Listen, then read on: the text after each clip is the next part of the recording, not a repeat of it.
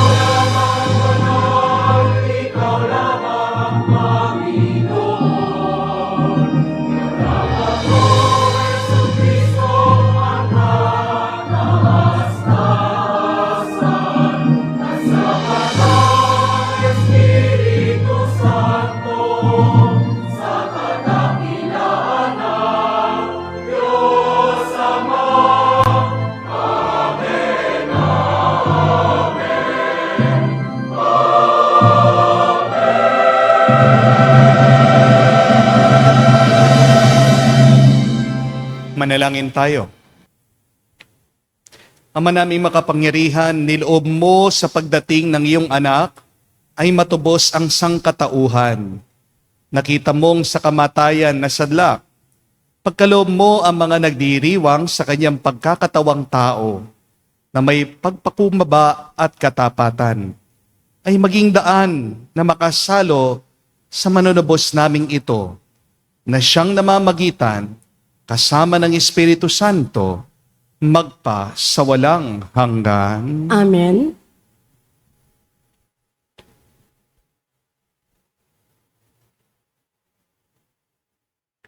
Pagbasa mula sa unang aklat ni Samuel. Noong mga araw na iyon, nang maawat na si Samuel, dinala siya ng kanyang ina sa templo sa Silo. Nagdala pa siya ng isang torong 3 taon, 36 na litrong harina at 1 pitsyel na alak. Nang may handog na ang baka, dinala nila kay Eli ang bata. Sinabi ni Ana, "Kung natatandaan ninyo, ako po yaong babaeng tumayo sa tabi ninyo noon at nanalangin sa Panginoon. Dinalangin ko sa kanya na ako'y pagkalooban ng anak, at ito po ang ibinigay niya sa akin. Kaya naman po, inihahandog ko siya sa Panginoon upang maglingkod sa kanya habang buhay." Pagkatapos nito, nagpuri sila sa Panginoon. Ang salita ng Diyos. Salamat sa Diyos. Diyos kong tagapagligtas, pinupuri kitang wagas. Diyos kong tagapagligtas, pinupuri kitang wagas. Pinupuri ko kayo poon dahil sa kaloob ninyo sa akin. Pinagtatawanan ko ngayon ang aking mga kaaway, sapagkat iniligtas ninyo ako sa kadustaan. Diyos kong tagapagligtas, pinupuri kitang wagas. Nagapi ninyo ang mga makapangyarihan at pinalalakas ninyo ang mahihina. Kaya ang dating mayayaman ay nagpapaupa para mabuhay. Masagana ngayon ang dating maralita. Ang dating baog nagsilang ng mga anak. At ang maraming supling ay sa lungkot nasadlak. Diyos kong tagapagligtas, pinupuri kitang wagas. Kayo poon ay may kapangyarihang magbigay o bumawi ng buhay. Maaari ninyo kaming patayin, maaari ring buhayin. Maaari ninyo kaming payamanin o paghirapin. Maaari ring ibaba o itaas. Diyos kong tagapagligtas, pinupuri kitang wagas. Mapadadakila ninyo kahit ang pinakaaba. Mahango sa kahirapan kahit ang pinakadukha. Maihahanay ninyo sila sa mga maharlika. Mabibigyan ng karangalan kahit na ang dustang dusta. Diyos kong tagapagligtas, pinupuri kitang wagas.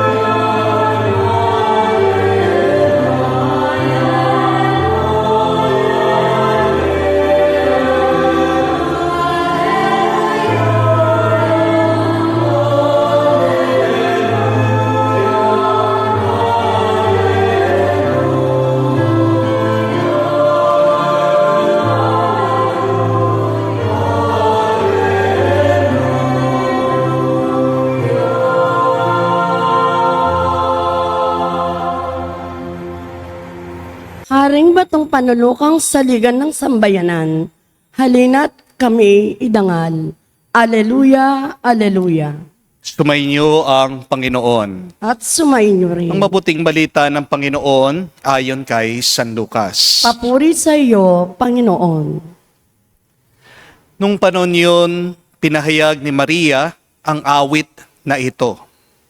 Ang puso ko'y nagpupuri sa Panginoon at nagagalak ang aking espiritu dahil sa Diyos na aking tagapagligtas, sapagkat nilingap niya ang kanyang abang alipin. At mula ngayon ako'y tatawaging mapalad ng lahat ng salinlahi. Dahil sa mga dakilang bagay na ginawa sa akin na makapangyarihan, banal ang kanyang pangalan. Kinahahabagan niya ang mga may takot sa kanya sa lahat ng salit-saling lahi. Pinakita niya ang lakas sa kanyang mga bisig. Pinangalat niya mga palalo ang isipan. Binagsak niya mga hari mula sa kanilang trono at tinaas ang mga nasa abang kalagayan. Binusog niya mga mabubuting bagay ang mga nagugutom at pinalayas niyang wala ni anuman ang mayayaman. Tinutulungan niya ang kanyang bayang Israel bilang pagtupad sa pangako niya sa ating mga magulang, kay Abraham at sa kanyang lahi, magpakailanman. Nanatili si Maria kina Elizabeth na may 3 buwan at saka umuwi. Mga kapatid, ang mabuting balita ng ating Panginoon. Pinupuri ka namin, Panginoong Heso Kristo. Magandang araw po muli sa inyong lahat.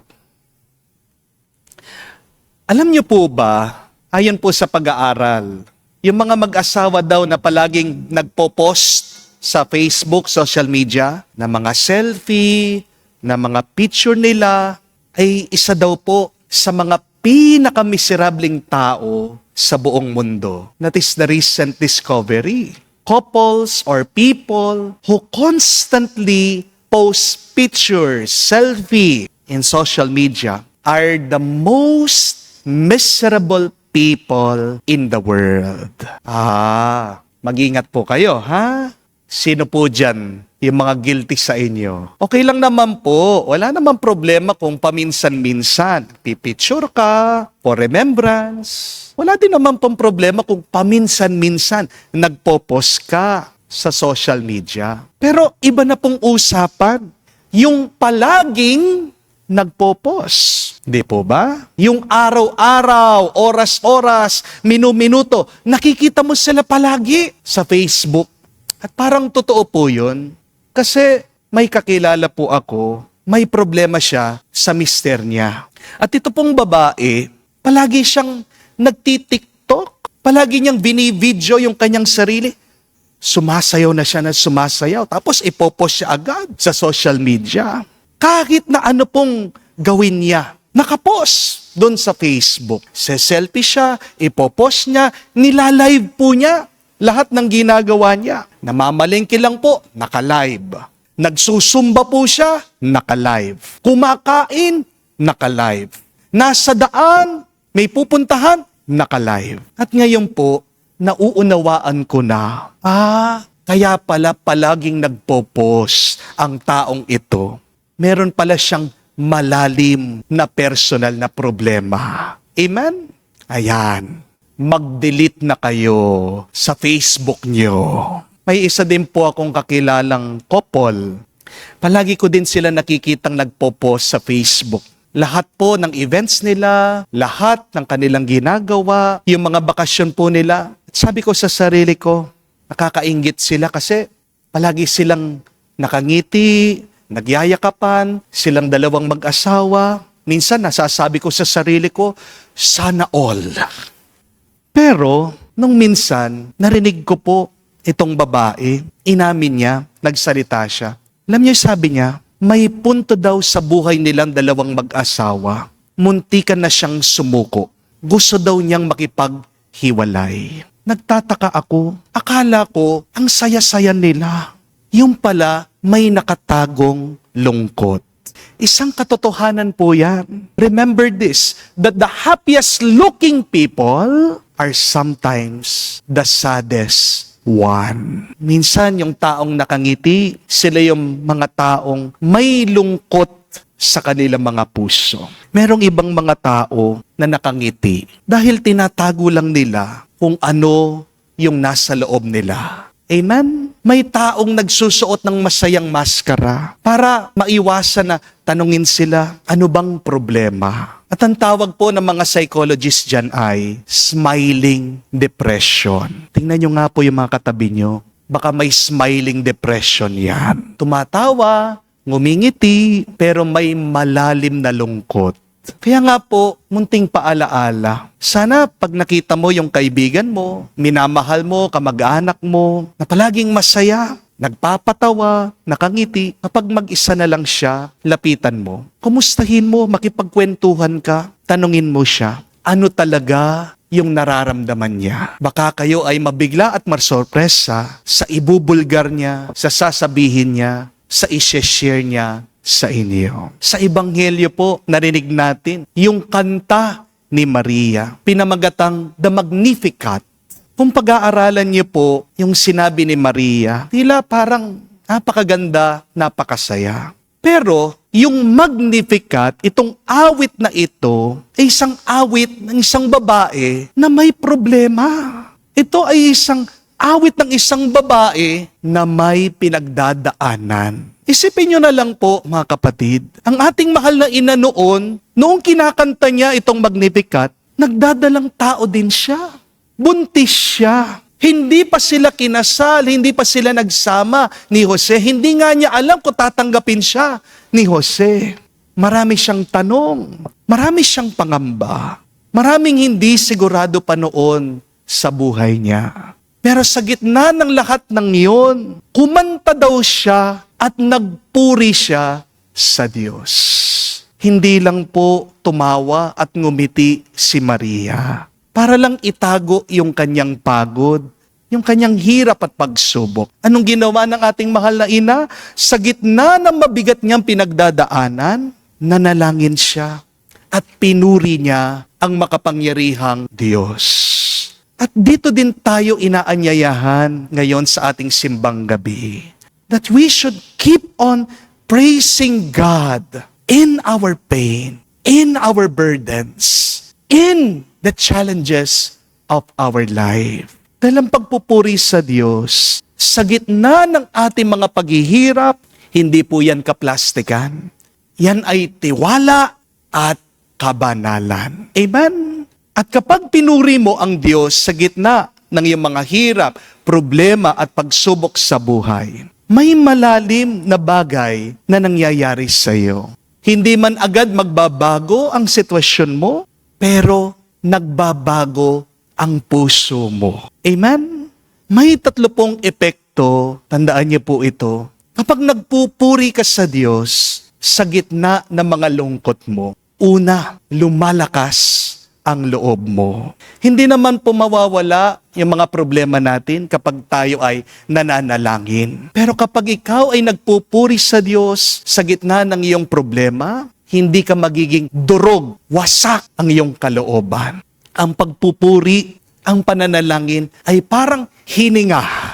Pinapalakas tayo para magpatuloy. Amen? A day without prayer is a day without power. So if you want power, pray every day. Amen? Kapag nagpupuri ka sa Diyos, diyan mo nararamdaman ang presensya ng Panginoon. Kapag nararamdaman mo, malapit ang Diyos sa iyo, alam mo hindi ka nag-iisa, yan ang nagpapalakas sa iyo. Di po ba? Pangalawa, kung magpupuri po kayo sa Diyos, kahit na hirap kayo, tandaan niyo po, nawawala ang ating mga lungkot, nababawasan ang ating pagrereklamo. Kapatid, mag-ingat po kayo. Kapag palagi kang nagrereklamo, bumibigat yung dala mo. Complaining never really solved anything. Remember that. But complaining make things worse. Pero kapag nagpupuri ka, nabubunot yung takot sa iyong puso. Kamukha po ng ating mahal na ina, si Maria. Nagpuri siya. Kaya nga nagkaroon siya ng kapayapaan. Umuwi siya, magaan ang kanyang kalooban. Opo, hindi man mawawala mga bagyo natin sa buhay kung tayo po ay nagdarasal, nagpupuri. Pero ano ang milagro ng pagpupuri sa Diyos sa gitna ng iyong mga pagsubok o bagyo sa buhay? Siguradong hindi ka hahayaan malunod ng Diyos sa iyong mga paghihirap. Amen? Kung hindi ka magpupuri sa Diyos, baka malunod ka sa luha mo. Amen? Pangatlo po at kahuli-hulihan. Kapag ikaw ay nagpupuri sa gitna ng iyong lungkot, nagbabago yung iyong pananaw sa buhay. Praising God changes your perspective. Ang problema po pareho pa rin. Pero kapag nagpupuri ka, ginagawang mas malinaw ng Diyos ang mata mo para makita mo yung magandang plano ng Diyos. Kapag pinupuri mo ang Diyos, nakikita mo hindi lang yung sakit, hindi lang yung hirap, kung hindi pati yung presensya at grasya ng Diyos, pinagkakaloob niya sa iyo para makayanan mo anuman ang iyong pagsubok. Nung pong bago po ako matapos sa pagkapari, pinalabas muna po ako sa seminaryo para makapagtrabaho. Kasi po, simula po nung high school ako, nasa loob na po ako ng seminaryo, nag-aaral na po ako sa pagpapari. Dahil gusto po ng mga pari noon na magkaroon ako ng karanasan sa labas. Pinalabas muna ako, pinagtrabaho ako sa isang kumpanya. Pero nung nalaman po ng mga magulang ko na pinapalabas ako, nalungkot po sila, nag-alala po sila. Baka daw po hindi na ako bumalik sa seminaryo. Bakit? Sa ganda ko pa naman pong lalaki. Baka daw po may magkagusto sa akin. Baka daw po makabuntis ako. At hindi na daw po ako makapagpari.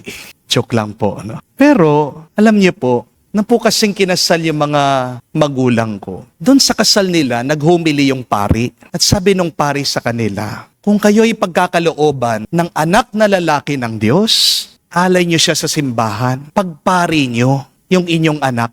Dahil nung panahon pong yun, kinasal ang aking mga magulang, kulang na kulang po ang mga pari. Gusto pong tuparin ng aking mga magulang yung pangakong yun. Kaya naman po, hindi po nila matanggap nung ako ay lumabas sa seminaryo. Ano pong ginawa ng mga magulang ko? Pinuntahan po nila yung rektor ng seminaryo, si Father Vic.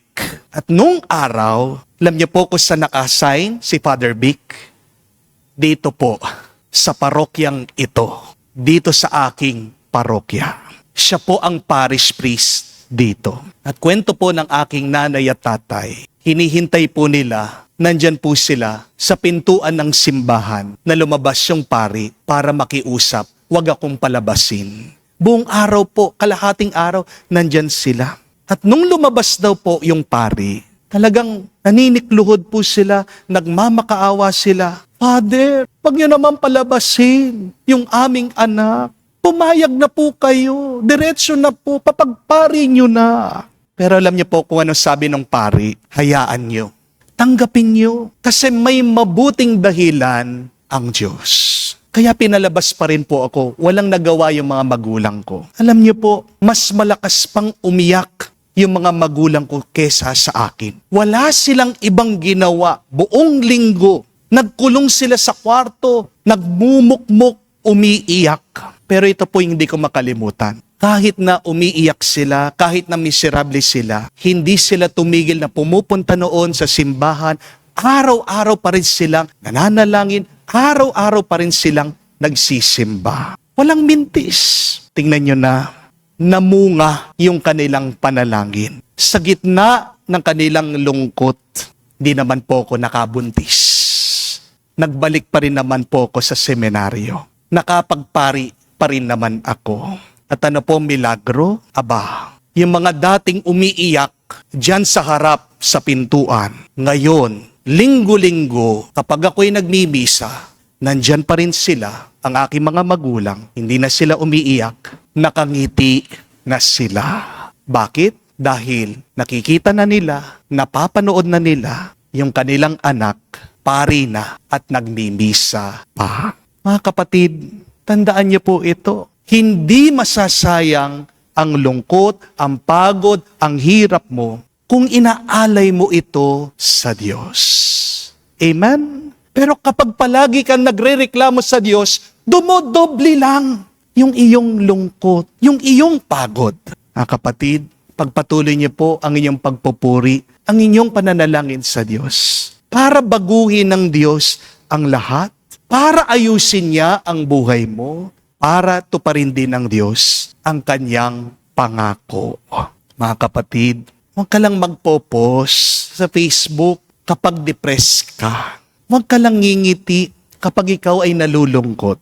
Magpuri ka sa Diyos. Nanalangin ka, kamukha ng ating mahal na ina, si Maria. Makikita mo, mararanasan mo, lalakas ang loob mo, mawawala ang takot mo, magbabago ang pananaw mo, makikita mo ang mabuting dahilan at plano ng Diyos.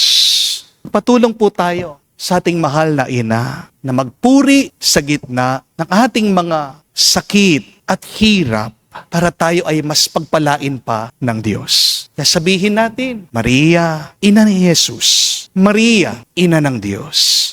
Ipanalangin mo kami ngayon at magpakailanman. Amen. Tumayo po tayo.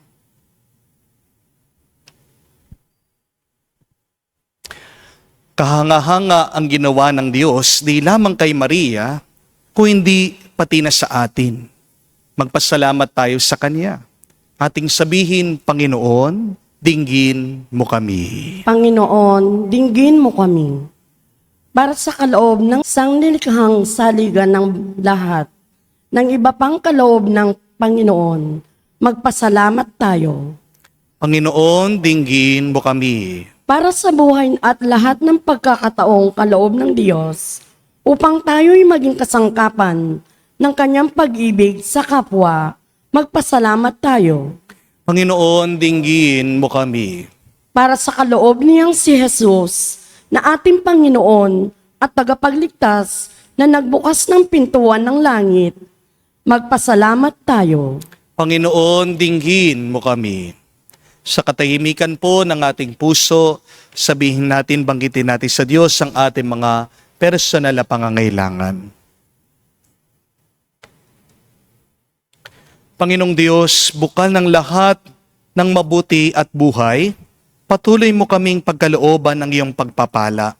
Tulutan mo kami at lahat ng aming gawain ay maging patuloy na pasasalamat sa iyong nabubuhay at naghahari magpa sa walang hanggan. Amen.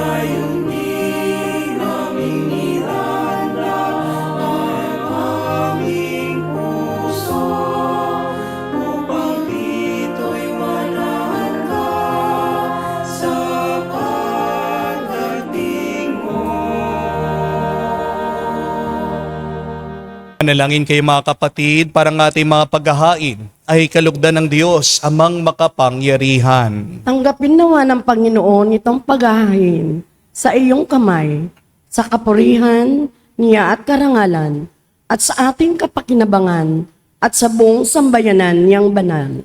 Ama naming lumikha, dumudulog kaming may tiwala sa iyong tapat na paglingap.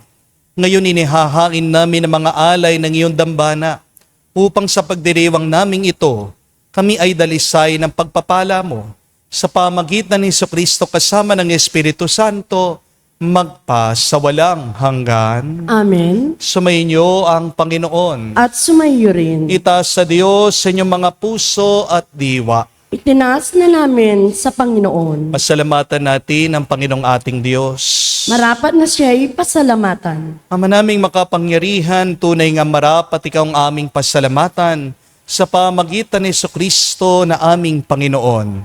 Ang pagsusugo mo sa Kanya ay pinapahayag na lahat ng mga propeta.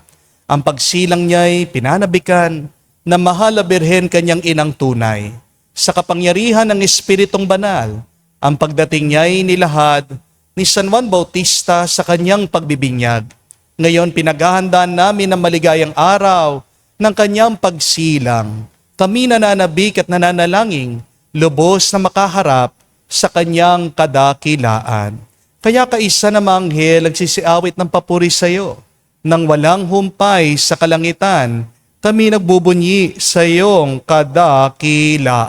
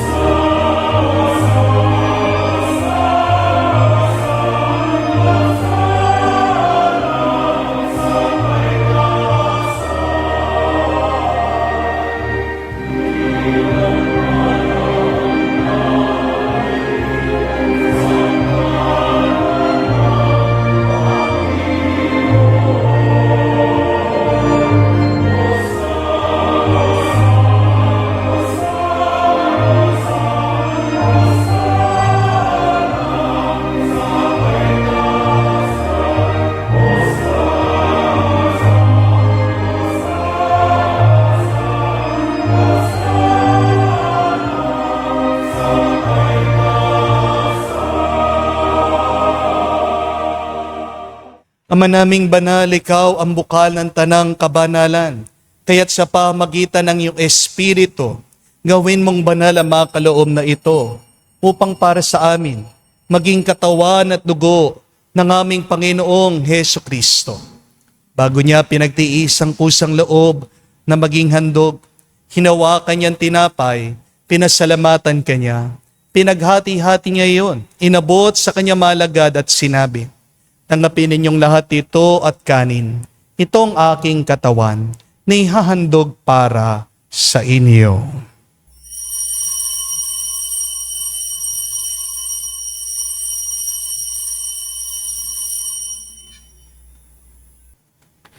Gayon din naman na matapos ang hapunan, hinawakan niyang kalis. Muli kanyang pinasalamatan. Nabot niya ang kalis sa kanyang malagad at sinabi, "Tanggapin ninyong lahat ito at inumin. Ito ang kalis ng aking dugo, ng bago at walang hanggang tipan. Ang aking dugo na ibubuhos para sa inyo at para sa lahat, sa pagpapatawad ng mga kasalanan.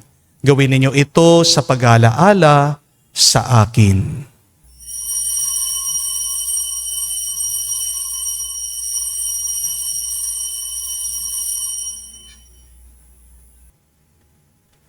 Ang misteryo ng pananampalataya. Aming ipinahayag na namatay ang iyong anak, nabuhay bilang Mesiyas at magbabalik sa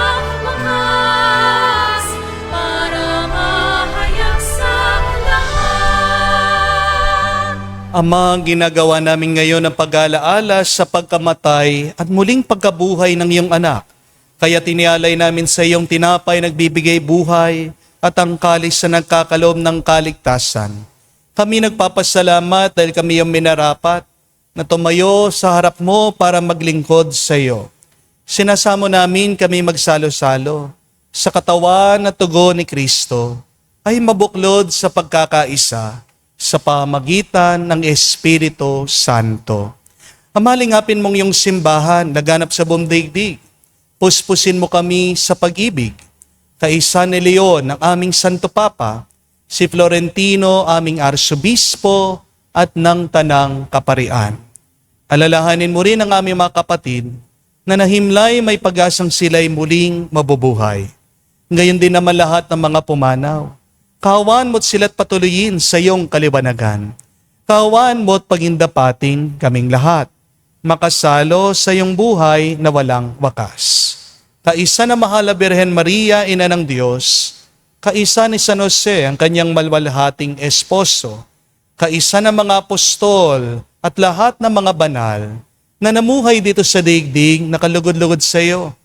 May pagdiwang nawa namin, pagpupuri sa kararangal mo, sa pamagitan ng iyong anak, aming Panginoong Heso Kristo. Sa pamamagitan ni Kristo, kasama niya at sa Kanya, ang lahat ng parangal at papuri ay sa iyo, Diyos Ama, makapangyarihan, kasama ng Espiritu Santo, magpasawalang hanggan. Amen. Amen. Amen. Amen. Amen. Amen. Sa nakagaling na utos sa turo ni Jesus sa Panginoon natin at Diyos, ipahayag natin ng lakas loob.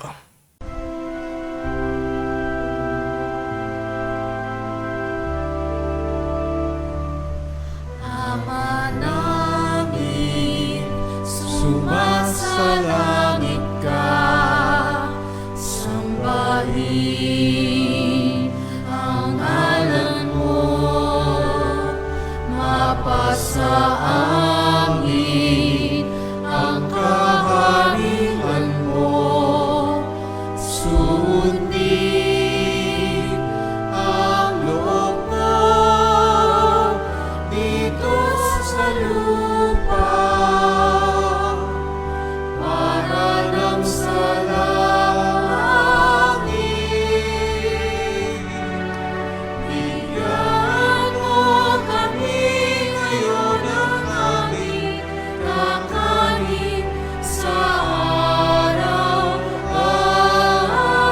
araw-araw at patawarin mo kami sa aming mga sala para nang magpapatawad namin sa nagkakasala sa amin. At huwag mo kami ipahintulot sa tukso at iadya mo kami sa lahat ng masama. Hinihiling namin kami, Diyos, sa lahat ng masama, pagkalooban ng kapayapaan araw-araw, ligtas sa kasalanan, ilayo sa lahat ng kapahamakan, samantalang aming pinanabikan, ang nakilang araw ng pagpapahayag ng tagapagligtas naming si Heso Kristo. Sapagkat iyo ang kahirian, ang kapangyarihan, at ang kapurihan magpakailanman. Amen. Panginoong Heso Kristo, sinabi mo sa mga apostol, kapayapaan ang iniwan ko sa inyo, ang aking kapayapaan binibigay ko sa inyo. Tungayan mo ang aming pananampalataya at huwag ang aming pagkakasala. Pagkalooban mo kami ng kapayapaan at pagkakaisa ayon sa iyong kalooban. Kasama ng Espiritu Santo, magpa sa walang hanggan. Amen. Kapayapaan ng Panginoon ay laging sumainyo. At sumayo rin. Magbigayan po tayo ng kapayapaan sa bawat isa. Peace with you po. Kapayapaan po sa inyong lahat. Cordero ng Diyos na nag-aalis ng mga kasalanan ng sanlibutan, maawa ka sa amin. Maawa ka sa amin. Cordero ng Diyos na nag-aalis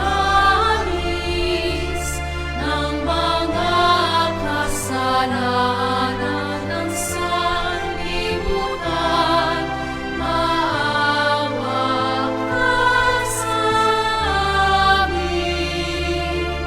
Maawa ka sa amin. Cordero ng Diyos na nag-aalis ng mga kasalanan ng sanlibutan, ipagkaloob mo sa amin ang kapayapaan. Mga kapatid, naririto ang ating Panginoong Jesucristo, ang Kordero ng Diyos. Siya nag-aalis sa mga kasalanan ng sanlibutan. Mapalad tayong lumalapit sa piging ng Kordero. Panginoon, hindi ako rapat dapat na magpatuloy sa iyo, ngunit sa isang salita mo lamang ay gagaling na ako.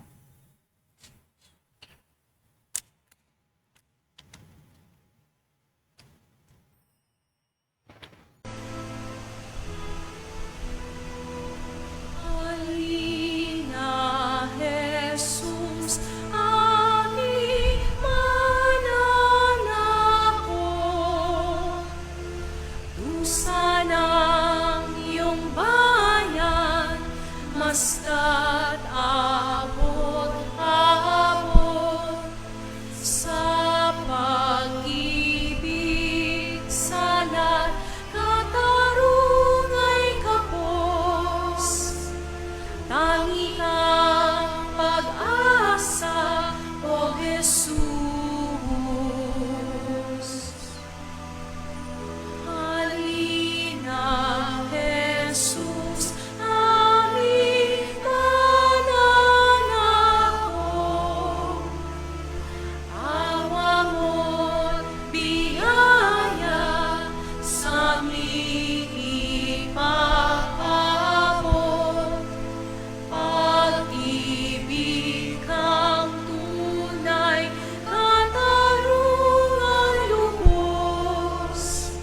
Tangi kang pag-asa, O Jesus. Halina, Jesus, aming mananako.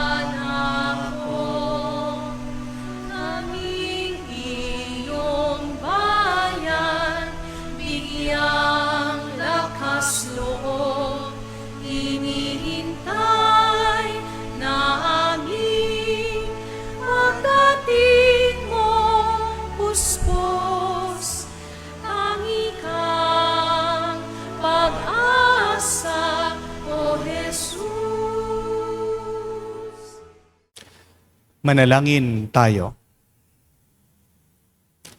Ama naming mapagmahal, kami yung palakasin sa aming pakikinabang upang kami makasalubong sa dumarating naming tagapagligtas na may gawang karapat-dapat para maiharap si pagkakamit namin sa pagiging kabilang sa mga mapalad sa pamagitan ni Jesucristo kasama ng Espiritu Santo magpa sa walang hanggan. Amen. Mga kapatid, hindi lahat ng mga nakangiti ay talagang masaya. Yung madalas na tumatawa, may gustong kalimutan na problema. Sino yung mga alam nyo o kutob nyo may smiling depression? Huwag mo lang tawanan yung problema mo. Pero pagdasal mo at pagpatuloy mo ang pagpupuri sa Diyos, kamukha ng ating mahal na ina. Dahil kapag ikaw ay nananalangin, nagpupuri sa Panginoon, anong nangyayari? Lumalakas ang iyong loob, nawawala ang takot sa iyo, nababawasan ang iyong pagrereklamo, at nagiging malinaw ang iyong pananaw. Kaya para po sa ating assignment ngayon, sino yung mga taong sa tingin niyo masaya pero may tinatagong lungkot? Pagdasal niyo sila. Habang kayo po ay nag-scroll dyan sa social media, sa Facebook, may nakita ka, palaging nagpo-post, ipanalangin mo siya. Meron kang kakilala, lakas tumawa, pagdasal mo siya. At kung meron kang pinagdadaanan na hirap at lungkot ngayon, huwag ka lang tumawa at ngumiti. Alay mo sa Diyos. Purihin mo ang Panginoon. Kamukha ng ginawa ni Maria. Sabihin mo rin, ang puso ko ay nagpupuri sa Diyos. Naway, ang pagpupuri natin, hindi man mababago ang ating sitwasyon, pero magbago sana ang ating puso, maging karapat-dapat na isilang ang ating Panginoon para magtagumpay, maghari ang kapayapaan sa ating buhay. Sumainyo ang Panginoon. At sumayo rin. At kayo'y pagpalain ng Diyos, makapangyarihan sa lahat, sa ngalan ng Ama, ng Anak, at ng Espiritu Santo. Amen. Ang ating misa ay natapos na. Pumayo kayo sa kapayapaan ni Kristo. Salamat sa Diyos.